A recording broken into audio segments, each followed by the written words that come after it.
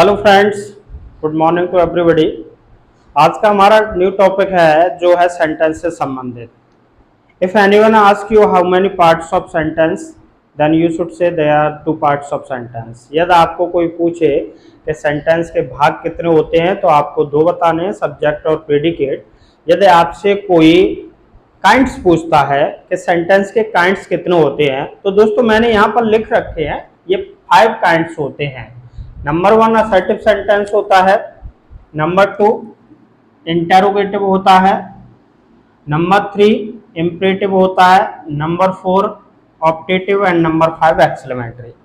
जब हम अपने टेंस क्लियर कर लेते हैं तो उसमें हमारी ये 2 सेंटेंस क्लियर हो जाते हैं और उसके बाद जो मेन सेंटेंस आ जाता है हमारा वो होता है imperative sentence. I want to tell you that imperative sentence is very very most important for all basis, यानी कि 6 to 12th क्लास तक इम्परेटिव सेंटेंस बहुत ही महत्वपूर्ण होता है। In a direct indirect, in active passive. So I request you to try to understand it very seriously. इसे बहुत ही गंभीरता से सीखने की कोशिश करें, because this is very important for speaking language. यह एक स्पीकिंग लैंग्वेज के तौर पर भी बहुत ही आवश्यक है। तो मैं आज आपको ऐसे ऐसे सेंटेंस, छोटे छोटे सेंटेंस जो आप मोस्टली बोलचाल की भाषा में यूज कर सकते हैं, उनको मैं सिखाने के लिए जा रहा हूं। तो वीडियो को स्किप ना करें और देखते रहें मेरे साथ में। आज का टॉपिक इम्परेटिव सेंटेंस। तो ये हमारा इम्परेटिव सेंटेंस जब होता है तो इसकी पहचान क्या है, हमारे रूल्स क्या हैं, इन सारे चर्चाओं पर हम आज बात करेंगे। इम्परेटिव सेंटेंस, सेंटेंस में सबसे ज्यादा इंपोर्टेंट होता है इम्परेटिव सेंटेंस, जिसे हम हिंदी में आज्ञा सूचक वाक्य कहते हैं। अब डेफिनेशन क्या है इसकी? जिन हिंदी वाक्यों में आज्ञा, सलाह, प्रार्थना का भाव निकलता है उन वाक्यों को इम्परेटिव सेंटेंस के कहते हैं। ये 3 कंडीशंस रहती हैं, order, advice and request. Rules क्या होते हैं साथी उनको? तो रूल्स वेरी सिंपल। इन सेंटेंसों को हम वर्ब से प्रारंभ करते हैं तथा इन सेंटेंस के प्रारंभ में, स्टार्टिंग में सब्जेक्ट यू हिडन रहता है, जिससे यदि किसी वाक्य में कृपया शब्द आ जाए तो उसके लिए प्लीज लगाते हैं। जैसे विद एग्जाम्पल के साथ समझेंगे। बस को रोको, बस को रोको।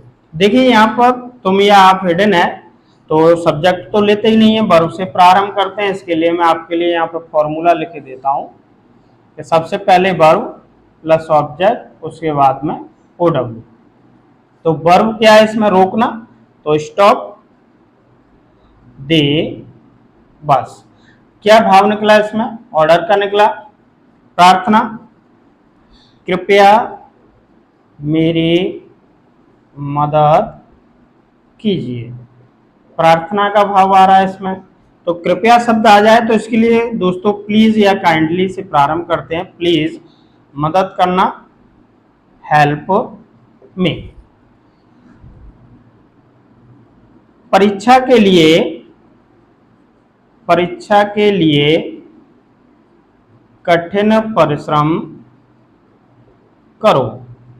तो इसमें दी जा रही है सलाह।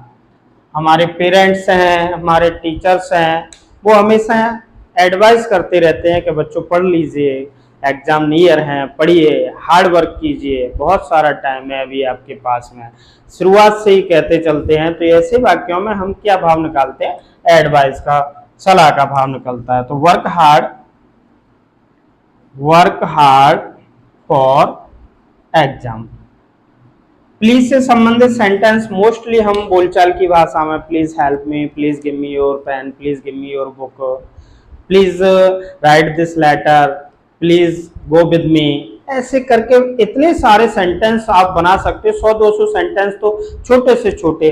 कम हियर, इधर आइए, गो देयर, उधर जाइए, डू नॉट सिट हियर, यहाँ मत बैठो, ओपन द विंडो, खिड़की को खोल दो, शट द डोर, दरवाजा बंद कर दो। इतने सारे इंपरेटिव सेंटेंस आप लोग क्रिएट कर सकते हैं जिसका कोई जवाब नहीं है। ये तो हमारे अफर्मेटिव सेंटेंस रहे। यदि इन्हीं में एक और है, यानी कि किसी वाक्य में वोकेटिव केस भी आ जाता है, तो ऐसे सेंटेंस को हमें कैसे करना चाहिए। जैसे वोकेटिव केस कैसे आ जाता है, संबोधन कारक, जैसे मोहन रुक जाओ या मोहन खड़े हो जाओ, मोहन बैठ जाओ, तो हम मोहन की तरफ इशारा करके कह रहे हैं मोहन इधर आओ, मोहन उधर जाओ, तो यहाँ पर वोकेटिव केस का कार्य करता है ये। तो मोहन कॉमा स्टॉप, रुको, मोहन रुक जाओ या रुको, मोहन कम हियर, मोहन इधर आओ। तो ऐसे सेंटेंस भी हमारे इंपरेटिव सेंटेंस में आते हैं और बहुत ही स्मॉली टाइप के सेंटेंस हम इनमें देख पाते हैं। तो ये तो हमारे अफर्मेटिव बेसिस रहे। यदि नेगेटिव बेसिस होता है साथियों, तो कैसे करेंगे उस सेंटेंस को। जैसे नेगेटिव का होता है तो वो हमेशा डू नॉट से प्रारंभ होते हैं। यदि वाक्य में मत या नहीं शब्द आए तो सबसे पहले डू नॉट प्लस उसके बाद में वर्ब, ऑब्जेक्ट प्लस ओडब्ल्यू। जैसे उधर मत जाओ, उधर मत जाओ, तो डू नॉट गो देयर। इस कार्य को मत करो, इस कार्य को मत करो, तो do not do this work. यदि कभी नहीं वाला आता है तो नेवर का इस्तेमाल करते हैं, नेवर वर्ब प्लस ऑब्जेक्ट। जैसे कभी झूठ मत बोलो, कभी झूठ मत बोलो, नेवर टेल ए लाई। ये रहे हमारे साथियों इंपरेटिव सेंटेंस, जो आपको 6th स्टैंडर्ड से लेकर के 12th स्टैंडर्ड तक किसी भी बुक में एक्सरसाइज इनकी मिल सकती हैं। उन एक्सरसाइज को सॉल्व कीजिए।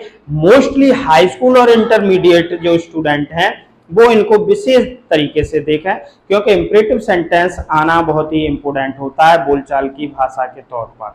हम इनको एग्जाम में भी इनके बहुत सारे इंपॉर्टेंट क्वेश्चन पुट अप होते रहते हैं, पूछे जाते हैं एग्जाम लेवल पर। हाई स्कूल में इंपरेटिव के पैसिव वॉइस पूछे जाते हैं, नेगेटिव बनवाना भी पूछ लिया, अफर्मेटिव बनवाना भी पूछ लिया जाता है। आगे की वीडियो में सारा चीजें मैं आपको सिखाऊंगा।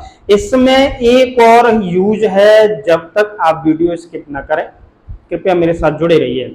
इंपरेटिव में लेट का प्रयोग सबसे ज्यादा इंपोर्टेंट होता है। छोटा सा टॉपिक आता है, लेकिन इसकी मैं डिटेल कराऊंगा जब मैं इसकी वीडियो बनाऊंगा, उसमें सारी डिटेल बताऊंगा आप लोगों को। फिलहाल ये है इंपरेटिव सेंटेंस में लेट का प्रयोग। लेट का प्रयोग कैसे करते हैं साथियों, तो इसका जो पहचान है कि जिन हिंदी वाक्यों के अंत में दो शब्द आया हो और दो शब्द से पहले क्रिया का अंतिम अक्षर ना नीने हो, या वाक्य में प्रस्ताव का भाव निकलता है साथियों, तो उन वाक्यों को हम लेट से प्रारंभ करते हैं, लेट से प्रारंभ करते हैं। जैसे फॉर एग्जाम्पल के थ्रू समझाएंगे। जैसे मुझे किताब पढ़ने दो। देखिए दो शब्द आ रहा है, उससे पहले क्रिया का अंतिम अक्षर ना नीने, तो सबसे पहले क्या लगाएंगे, लेट। अब इसका फॉर्मूला सीधा सा रहता है कि late plus object plus verb. यहाँ पर एक बात और सीखनी पड़ेगी आप लोगों को कि जब सिंपल इंपरेटिव हमारा रहता है तो उसमें वर्ब प्लस ऑब्जेक्ट आता है, लेकिन लेट वाले में ऑब्जेक्ट पहले आता है और वर्ब पीछे आती है। बस इतना थोड़ा सा डिफरेंट है। तो लेट, या यहाँ पर वर्ब नहीं आएगी, पहले ऑब्जेक्ट मी आएगा, तो लेट मी रीड बुक। उसे मत सोने दो। यदि इसमें नेगेटिव का हो जाता है तो do not let him sleep. इसके बाद में साथियों एक प्रस्ताव वाला सेंटेंस आता है। आओ शब्द आ जाए अगर किसी वाक्य में, जैसे आओ क्रिकेट खेलें।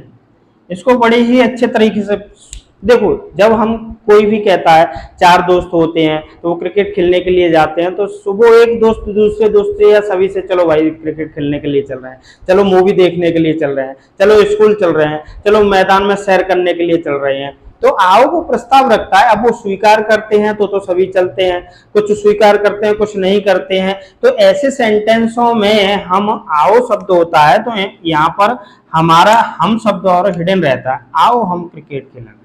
क्या कोई एक बंदा क्रिकेट खेल सकता है? दो खेल सकते हैं? नहीं, ग्रुप होता है तभी खेल सकते हैं। आओ गाना गाएं। लेडीज वगैरह कोई फंक्शन होता है, प्रोग्राम वगैरह होता है, तो क्या एक ढोलक बजा लेगी? नहीं बजा सकती है ना। तो दो चार स्त्रियां लेडीज हैं, वो संग में मिलकर के चलो री चलो गाना गाते हैं। तो ऐसे सेंटेंसों में हमारा हम का भाव छुपा रहता है। तो लेट अस, इसे शॉर्ट में लेट्स बोल देते हैं, लेट अस प्ले क्रिकेट। तो ये तो रहा आज का टॉपिक, जो बहुत ही इंटरेस्टिंग टॉपिक है और बहुत ही इम्पोर्टेंट है। आप इसको बार बार करें। मोस्टली छोटे छोटे सेंटेंसों को इसमें अपने जनरली यूज में लेकर के आए, जिसमें हम बोलचाल की भाषा में आप लोग इन्हें इस्तेमाल करें। ज़्यादा से ज़्यादा एक्सरसाइज कीजिए, अपने आप सेंटेंस बनाइए। आशा करता हूं कि आप सभी की समझ में बहुत ही अच्छे तरीके से आया होगा। आपको कैसी लगी ये वीडियो जरूर कमेंट बॉक्स में लिख करके भेजें।